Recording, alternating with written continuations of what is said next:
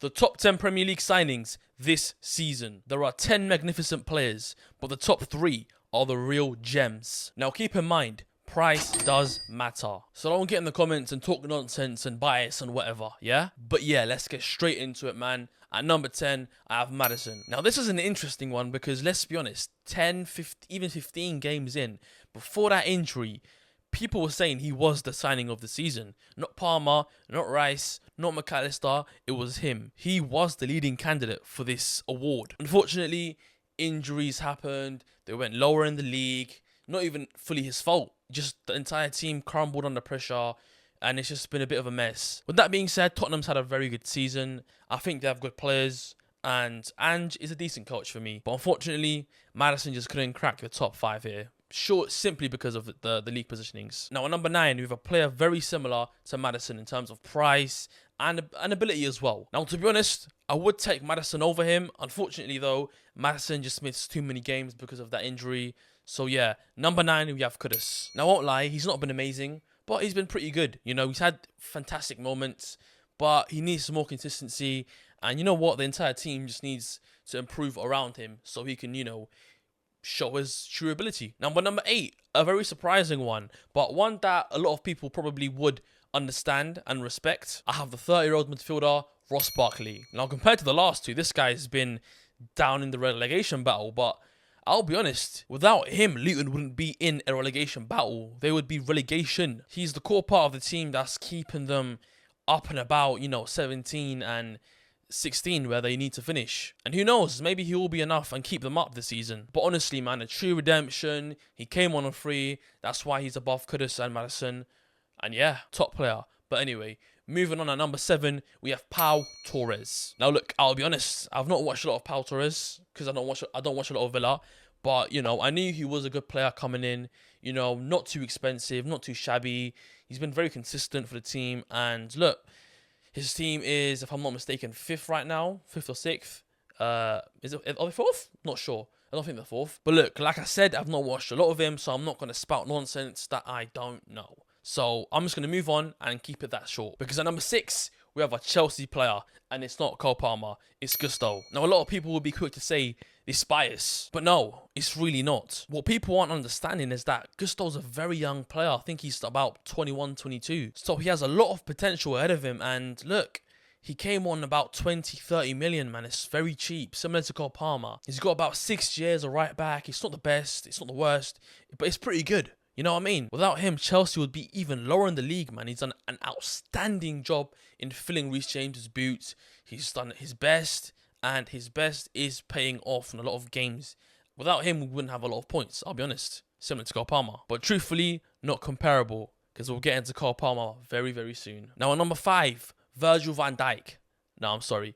Van de Ven. Honestly, I get those two mixed up because, you know, Virgil van Dijk, VVD, Van de Ven, VDV, you know, it's confusing. But anyway, Van de Ven is also very young. He's very talented. He's shown a lot of ability this season. And, you know, it was hard not putting Gusto over him. But you know what? Van de Ven is one of the fastest players in the Premier League as a centre-back. He's very young. He's got a lot ahead of him. Even though Isak made him strip the other week.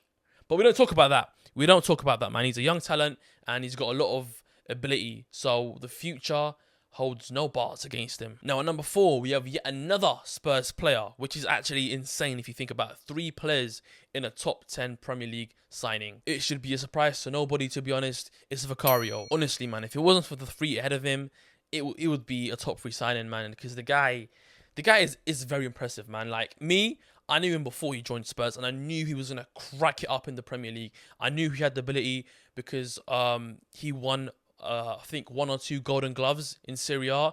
And look, he did that with Empoli as well. That's a team that's basically like Fulham, or not even Fulham. They've not even been in the Premier League for that long. Just hold on. Imagine Leno winning the Golden Glove over all the other goalkeepers in the Premier League. It's mad, isn't it? Yeah, Vicario done that. He kept about 17 clean sheets. I knew he was a baller. Right? But what I didn't know was that Spurs could scam Empoli and get him for 17 million. That's immense. It's mad. When I first saw that, honestly, a lot of people didn't know who he was, and I was just like, you're gonna. And look, I think a lot of people knows that he's one of the best keepers in the Premier League right now. Not many come close. I'm not going to speak too much more on it, man. I've spoken enough on him. I just want to say he's a fantastic goalkeeper, and Spurs got very, very lucky with him. But now, moving on to the top three, what you've all been waiting for. The first Liverpool player on this list, Mac Allister. It shouldn't be a surprise to nobody. Honestly, everyone knows that he has a lot of ability, and everyone even knows that this season he wasn't able to play to his full ability because he's being held down by the other players in the midfield around him. He can't play in his preferred role. He's forced to be a sort of DM type of thing. He's not being allowed to play the style that he usually does, that we saw at Brighton.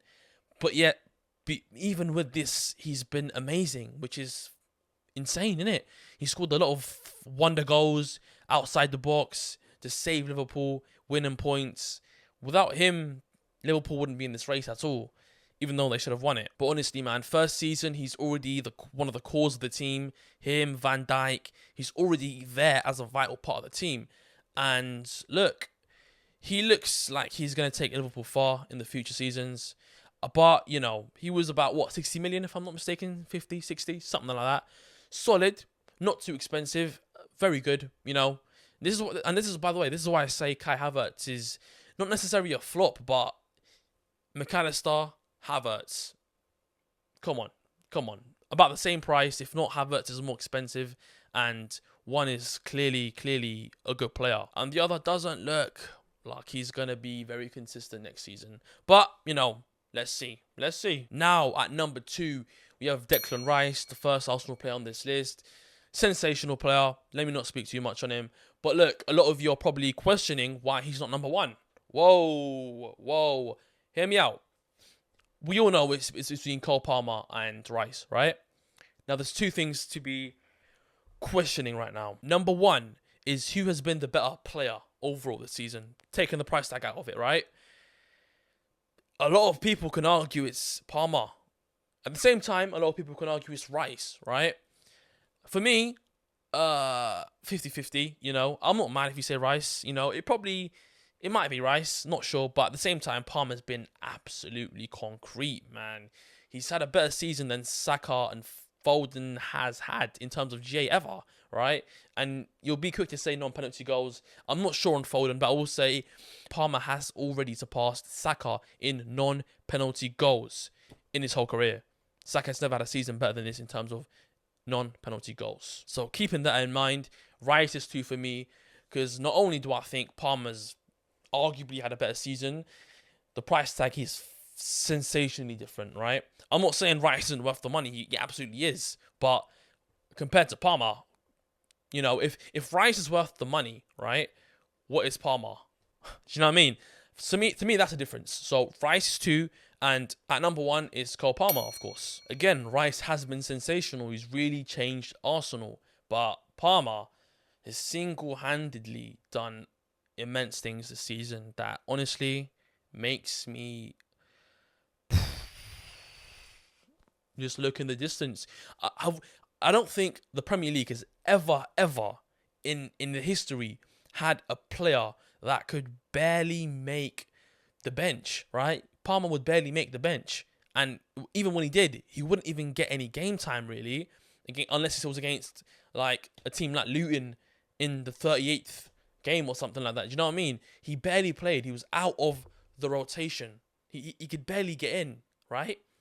And then going from a season like that to the next season being arguably the best player in the Premier League, him, Foden, Rice, he's up there. He really is. Let me know in the comments if I'm wrong, but I don't think there's ever been this sort of phenomenon where a player out of the rotation in a good team goes to another Big 6 club and just dominates like this. It's just an anomaly. It shouldn't have happened. And look, I know, look, City have a lot of fantastic ballers there, the number 1 team, but they needed a right wing. They could have used Palmer. They really could have. So I want to question Pep here as the GOAT manager, right? I'm not like I disagree. I mean, yeah, he's up there for sure, top 3 minimum, right? But I don't know. Don't know how he's had such a shocker from a top manager like him. But look, let me know in the comments what you think. Do you disagree? Should you disagree? I don't think there's any real debates here. The only debates here is probably Rice and Palmer, right? Or of course, maybe I'm missing another player that should be in the top 10 completely at number 10 or 9 instead of Madison or Kudus or something like that. Let me know. Let me know. But yeah, guys, that's me. Let me know in the comments what type of video you want to see next. I'll have that down for you, and I'll see you next week.